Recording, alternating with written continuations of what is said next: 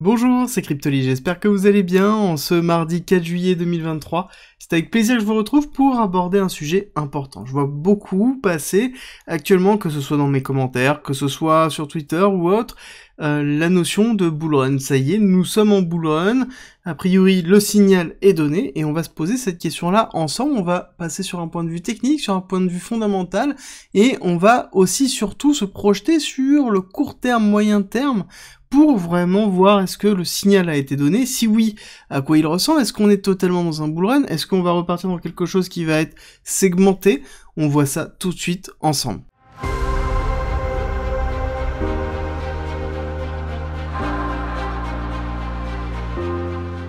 On va ouvrir le bal avec notamment une nouvelle importante qui est, c'est le nouveau dépôt de Nasdaq pour BlackRock sur l'ETF Spot, et ils ont nommé officiellement Coinbase comme justement Surveillance Partner, étant que Coinbase c'est la personne qui possédera et qui s'occupera de stocker directement les BTC pour l'ETF en lui-même. Alors pour rappel, pour ceux qui ne sont pas là depuis un certain temps, il y a eu BlackRock et un certain nombre d'autres fonds qui ont déposé des demandes d'ETF spot auprès de la SEC, l'ETF spot étant justement un moyen financier très facile de pouvoir s'exposer à du BTC, et que le spot, ça sous-entend aussi que ce n'est pas du futur, donc on doit posséder les BTC pour pouvoir les proposer à l'achat ou à la vente directement au niveau de son ETF. C'est très important qu'il y a deux choses là. Un, le fait que l'ETF en lui-même arrive, c'est-à-dire qu'on a une forme d'institutionnalisation une demande institutionnelle au niveau de l'exposition sur BTC, et dans le général la crypto qui arrivera un petit peu plus tard, je pense, avec notamment Ethereum, mais en tout cas sur BTC. Et ensuite, deuxième chose, on a la nomination de Coinbase dans la notion de partner, et c'est très important, surtout qu'on sait actuellement que Coinbase est au tribunal contre la SEC, concernant justement un certain nombre de cryptos qui sont considérés comme des securities par la SEC, et justement toute la discussion de déterminer qu'est-ce qu'une security au niveau des cryptos, qu'est-ce qui ne l'est pas, va être déterminée dans les mois qui arrivent, avec la nouvelle législation qui est en préparation, et qui on devrait commencer à avoir des échos en juillet. Et ça a été vraiment un momentum très fort, le fait de voir BlackRock, qui, en tête de pont, a justement ouvert cet ETF spot. À savoir qu'il a été suivi par un certain nombre d'autres fonds, des très très gros fonds d'ailleurs qui ont suivi, et justement ça va être le point de départ de notre réflexion sur le bull run. Est-ce que c'est cette notion d'institutionnel qui rentre, qui définit oui ou non que nous sommes en bull run ou non? Est-ce que techniquement on a cette partie-là? Vous allez voir qu'on a quand même pas mal de choses. Quand on regarde ici, notamment Weekly CME, je vous le présente assez régulièrement ça, nous voyons que pour l'instant, on a fait un très beau rebond, on a accéléré. Cette nouvelle, elle est portée ici par cette bougie. Donc une semaine qui a été relativement verte, avec derrière une temporisation structurelle qui se met en place au niveau du cours, dans lequel on est en train de retester les parties classiques des 31 000, 31 500. Ce qui est plutôt normal au niveau du cours. Mais est-ce qu'on peut considérer que nous avons fait justement une accélération suffisamment forte pour déterminer que nous sommes en bull run? Le principe du bull run dans un état comme ça va être d'avoir une bougie de rupture, et est-ce que cette bougie est une bougie de rupture? Non, c'est une bougie de retest. Par contre, ce que nous sommes en train de préparer cette semaine, avec cette petite bougie verte qui est très loin d'être clôturée, il faut prendre beaucoup de recul, est un signal potentiel d'une accélération haussière. Ça peut être vraiment, ici, sur une rupture réelle et une consolidation weekly des 31 500, on aurait un signal qui serait bullish. Donc là, on est plus dans une vue weekly classique. Pourquoi? Parce que nous avons aussi, derrière notre accumulation SCR, STB Spring, dans lequel on a fait notre rupture de la R, et on a fait ici un retest, et on fait une accélération haussière. Et c'est pour ça que je vous dis que là, on est vraiment sur un palier de vert. Il faut qu'on arrive à casser justement cette résistance pour consolider dessus, et ensuite accélérer à la hausse. Si on n'arrive pas à faire ça, ça veut dire que nous ne sommes pas en bull run. Il faut vraiment prendre du recul par rapport à cette notion aussi de bull run. Ce n'est pas parce que nous sommes sortis du bear market que nous sommes forcément en bull run. Ça veut dire que nous pouvons être dans une phase de neutralité dans laquelle on pourrait se préparer à une accélération haussière. Ce n'est pas parce que nous avons des signes qui sont très positifs, comme on est en train de le voir ici en monthly par exemple sur le BTC, classique Total Index qui reprend tout, on voit qu'on a un RSI qui est repassé à 50, dans lequel on a bien fait un petit retest en mai, avril et juin, on a validé au-dessus, et donc globalement on a bien ici une accélération haussière qui est en train de se mettre en place. Ce n'est pas parce que nous avons ça que pour l'instant nous sommes en accélération haussière. Par contre, si on valide ici une bougie, donc sur le mois de juillet, au-dessus de la précédente, là on aura un premier signe, un véritable signal pour se dire que on a un retour réellement de l'accélération haussière pour reprendre du flux. À savoir que le mois de juillet a toujours été plutôt vert, et il faut espérer qu'on ait justement ce signal sur cette période-là. Et pourquoi je vous dis qu'on est vraiment dans une zone de résistance? On va retourner sur le CME, en weekly, et on va mettre cette fois-ci Ishimoku classique, on va regarder, on voit qu'on est pile poil au niveau du Kumo. On est en train de faire une résistance, on est en train de travailler cette partie-là, on voit que ça a été impacté une fois, deux fois, trois fois, donc ça fait 3 semaines qu'on est en train de travailler cette zone-là. Si on arrive à casser le Kumo, ça sous-entend qu'ici la LS, donc la Lightning Span, va pouvoir travailler, et donc on pourra pousser un petit peu plus haut, on pourra aller chercher les 35, 36, 37, 38, 39, voire pourquoi pas les 40 000, on se rebasera sur une nouvelle vidéo à un moment donné pour déterminer des nouvelles TP, mais on sera dans quelque chose qui sera relativement haussier. Bon, par contre, on va reprendre ici en monthly, et il faut juste prendre en considération le fait que, historiquement, au niveau du halving, on n'a jamais eu un bull run avant le halving. On a toujours eu une accélération haussière qui est en anticipation du bull run, quelque chose comme ça, et ensuite, ici, une zone de temporisation, neutralité, et ensuite on remonte après dans une forme de bull run par la suite. C'est quelque chose comme ça qui se met en place, ce n'est pas quelque chose qui est directement avant le bull run. Après, encore une fois, ce n'est pas parce que historiquement ça ne s'est jamais passé comme ça que ça ne doit pas se passer autrement. Et donc là-dessus, il faut le prendre en considération, c'est aussi la première fois qu'on a véritablement un ETF pur institutionnel qui est en train d'arriver au niveau du BTC.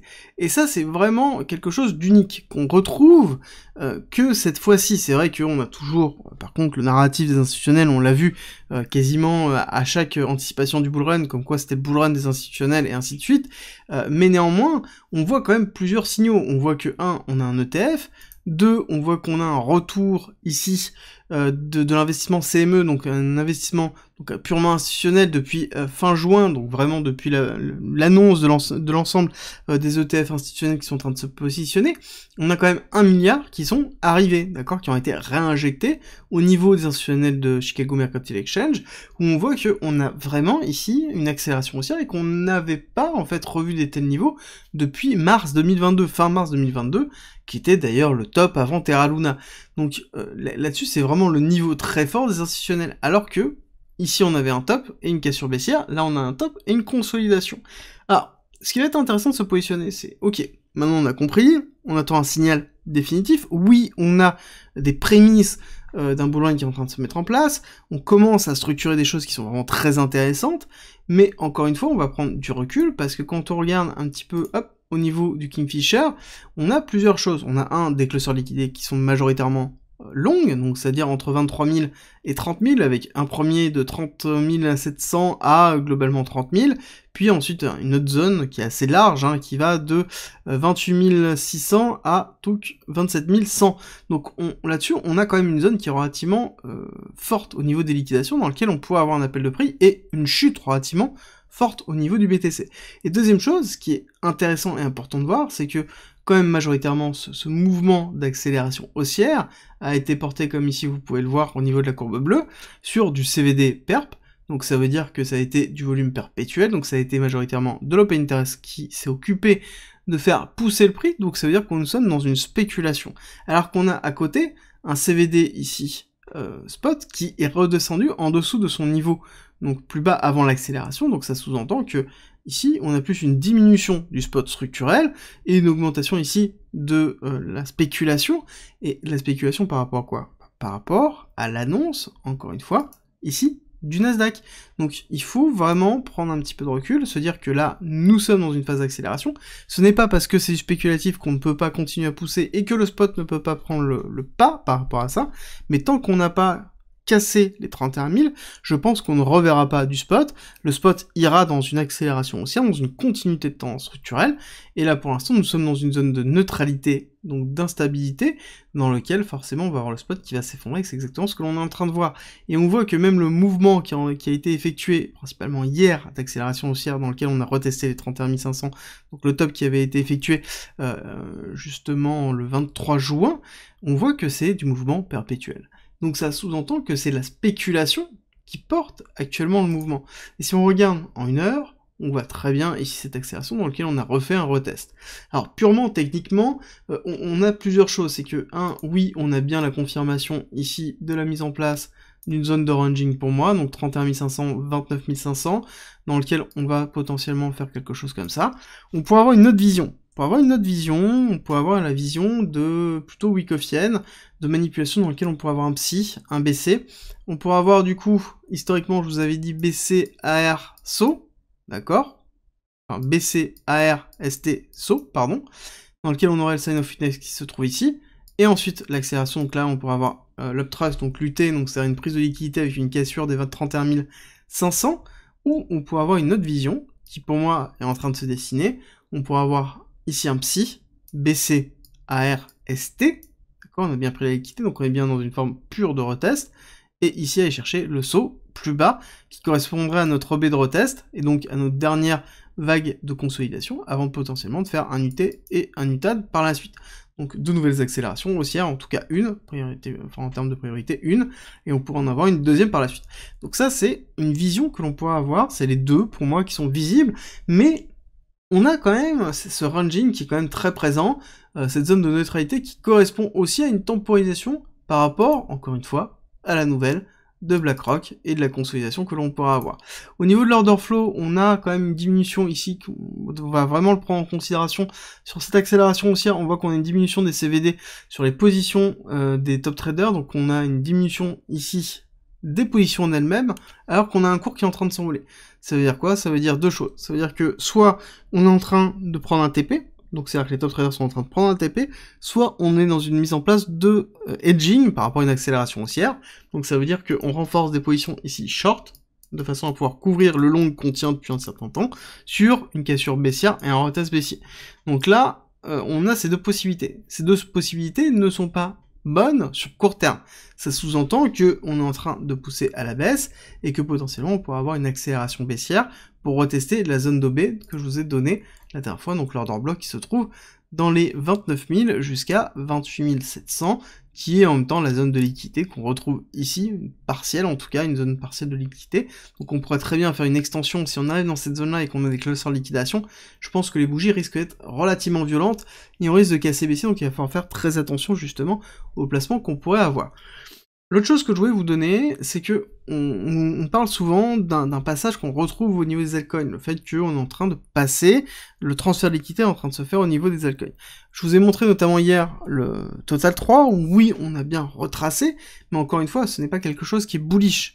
On n'a pas fait de structure haussière, on est dans quelque chose qui à l'heure actuelle est en train de consolider un retest baissier, mais en aucun cas quelque chose qui est dans une phase de rupture. Donc pour moi on est quand même relativement loin, on est oui en train de travailler une zone très importante ici sur le Shimoku, on est en train de travailler une zone très importante classiquement sur une explosion en monthly qu'on pourrait valider notamment avec la clôture du mois de juillet. On est ici dans un order flow court terme qui est en train de nous dire que on a potentiellement du hedging qui est en train de se faire, donc une tendance qui pourrait aller retester plus bas ici l'order block. Donc oui, sur le long terme, on a quelque chose qui est très bullish. Oui, on est actuellement dans quelque chose qui pousse, mais on est aussi dans quelque chose qui temporise. Je vous rappelle, ici en weekly, on a 1-2 semaines qui sont relativement flat, avec notamment la semaine dernière, qui a été quand même une semaine plate. Tout simplement plate, on a commencé et on a terminé au même prix, peu de choses près. Donc on a un écrasement de la volatilité, donc ça sous-entend aussi qu'on est dans une zone de neutralité, et ça veut dire aussi qu'on pourrait avoir un essoufflement du momentum haussier pour avoir une respiration. Et est-ce que c'est le bon moment pour avoir une respiration? C'est à voir. Dans tous les cas, on pourrait très bien avoir un mois de juillet qui s'enfonce dans un premier temps, donc quelque chose qui s'enfonce pour un retest, et ensuite rééclater à la hausse, et avoir une bougie qui pourrait justement avoir, hop, un peu comme ça, une petite jambe baissière qui a été ravalée, dans lequel on pourrait après avoir quelque chose qui serait bullish, mais ce qui est évident, c'est que tant qu'on ne fait pas de rupture, ici des 31 500, avec de la force, avec du momentum dessus, on n'ira pas chercher, et à savoir que si c'est quelque chose qui est porté, encore une fois, par ici du perpétuel et uniquement du perpétuel, ça ne suffira pas pour aller encore plus loin. On va terminer sur la partie réellement purement BTC, juste petit point rapide macro, on a eu l'indice PMI qui a été quand même moins important que escompté, donc on est à 46 versus 47. Par contre, clairement, le Nasdaq n'a absolument pas bronché, on va pas se le cacher, hein, par rapport à ce type de nouvelles. Aujourd'hui, on a le jour de l'indépendance, donc ça va être flat, tout va être quasiment terminé, il va falloir patienter demain pour retrouver une minute de la Fed, dans lequel on analysera ensemble, du coup jeudi, ce qui s'est dit lors de la Fed, voir vraiment au niveau du rapport comment le marché est en train de le prendre, mais je pense qu'on risque d'avoir une macro qui est relativement faible, hein, avec une volatilité qui est en train de s'écraser. On est un petit peu ici toujours en surachat, mais néanmoins on est toujours dans une présence de consolidation, donc on est en train de consolider tranquillement, et il va falloir patienter, et c'est justement dans ces moments-là où on pourra avoir un BTC qui arrive à s'envoler, à prendre de l'accélération, avec une macro qui ne le retient pas, parce qu'on sait très bien qu'à l'heure actuelle, on est décorrélé sur les accélérations macroéconomiques, par contre sur les chutes, on a toujours une pression baissière, ce qui est en même temps logique, et qui se renforcera avec l'arrivée des institutionnels. N'oubliez pas que c'est toujours comme ça, les institutionnels considèrent le BTC non pas comme une valeur refuge, mais comme un actif risqué. Donc si jamais on a une baisse générale du marché, ça sous-entend qu'on aura un allègement du risque, et donc forcément une vente du BTC. Donc là on retrouvera cette corrélation que l'on a connue justement lors de la chute de fin 2021, début 2022, où on avait une très forte corrélation entre Nasdaq, donc macro US, et justement les crypto-monnaies. Si cette vidéo vous a plu, n'oubliez pas de me laisser un like, ça me fait toujours très plaisir et ça soutient la chaîne. Je vous ai aussi fait une vidéo update sur Sol, la crypto-monnaie de Solana. Je vous mets la vidéo là, et on se retrouve à 13h30 pour une nouvelle vidéo update. Surprise cette fois-ci, et je vous dis à tout de suite.